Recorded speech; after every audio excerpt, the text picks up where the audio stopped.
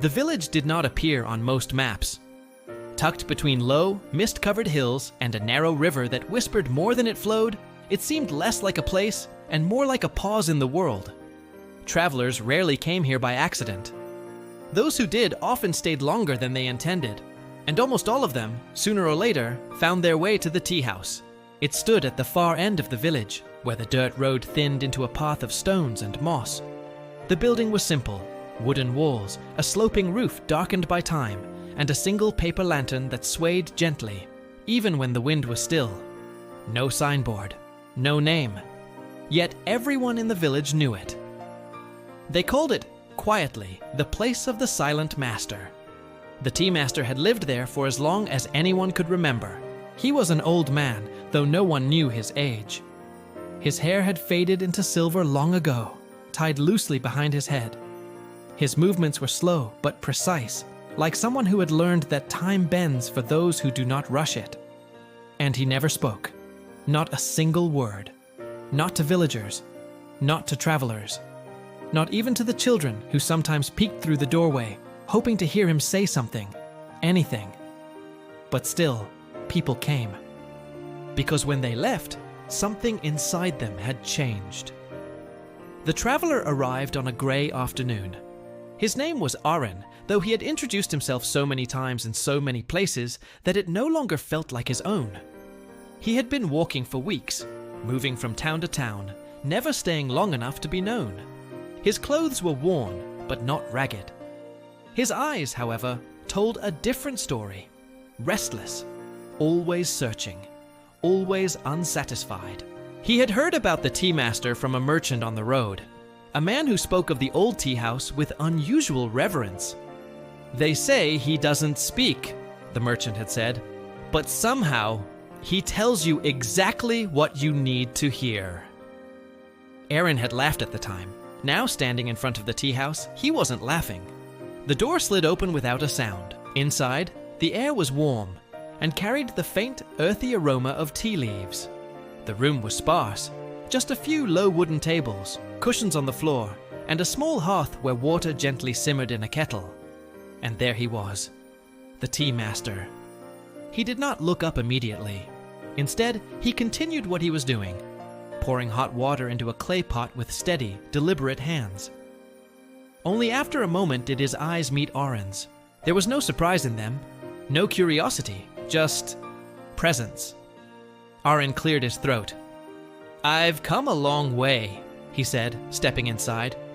"I heard about this place." No response. The tea master simply gestured, an almost imperceptible movement of his hand, toward a cushion. "Sit." Arin hesitated, then obeyed. The ritual began. The tea master moved with quiet precision. Every action seemed intentional. The warming of the cups, the measuring of leaves, the pouring of water. Arin watched closely. At first, he tried to find meaning in it.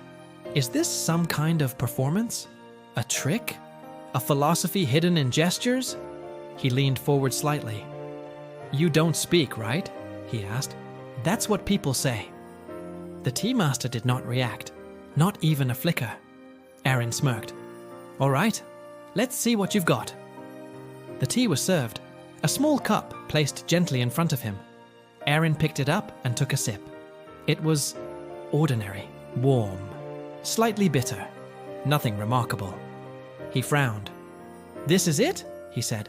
"People travel all this way for this." Arin shifted uncomfortably. He was not used to silence.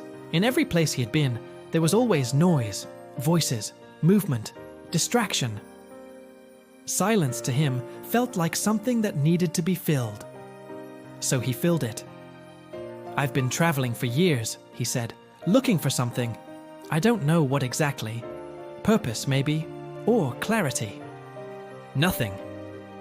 "I've met teachers, monks, scholars. Everyone has something to say. Some big idea, some answer. Still nothing." Arin's voice sharpened slightly. "And you? You just sit here, making tea, saying nothing." The tea master poured another cup, not for himself, for Arin. Then he sat back and waited. At first, Arin felt irritation. This is ridiculous. He crossed his arms, looked around, tapped his fingers against his knee. But the silence did not break. It didn't bend. It simply remained. Something strange began to happen. With nothing to respond to, nowhere for his words to go, Arin's thoughts started to turn inward. His frustration surfaced first. This man thinks he's wise. This is just avoidance. Then came something else. Doubt. Why am I still here? Then, slowly, memories. Unfinished conversations. Faces he had left behind. Questions he had never fully asked himself. He shifted again, but this time it wasn't from impatience. It was discomfort. The tea master watched him. Not intensely, not analytically, just watched. As if there was no rush for anything to change. "I don't like silence," Arin admitted suddenly. The words came out softer than he expected. Still, no response.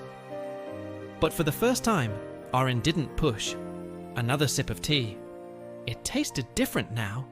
Not because the tea had changed, but because he had. Time passed. He didn't know how much. Minutes? Hours? It didn't matter. The urge to speak faded. The need to perform, to explain, to prove something. It all began to loosen its grip. For the first time in a long while, he simply sat, and in that stillness, something became clear. Not as a sentence, not as an idea, but as a feeling. He realized that everywhere he had gone, he had been trying to be understood, without ever truly listening, to others, or even to himself. He had been chasing answers, but never staying long enough to hear them. A quiet tear rolled down his cheek. He didn't wipe it away. The tea master reached forward and refilled his cup. That was all. No acknowledgement, no reaction, just the continuation of the moment. When Arin finally stood to leave, the sky outside had already begun to darken. He bowed slightly, not out of obligation, but instinct. "Thank you," he said. The tea master inclined his head. As Arin stepped out onto the path, he paused. For the first time in years, he did not feel the urge to move immediately. He did not feel the restless pull of the road. He simply stood there, breathing, listening. Behind him, the lantern swayed gently. Inside, the tea master prepared another pot of tea, and the silence remained. Not empty, but full. In the days that followed, Arin stayed in the village. He spoke less, listened more. Not just to people, but to the wind through the hills, the rhythm of the river, the quiet spaces between words. And slowly, he began to understand. The tea master had never needed to speak, because what he offered was not answers, but presence. Years later, travelers would arrive in that same village, and they would hear of a man, once restless, now calm, who sometimes sat in the tea house, pouring tea with careful, deliberate hands. He spoke occasionally, but not much, because he had learned something most never do.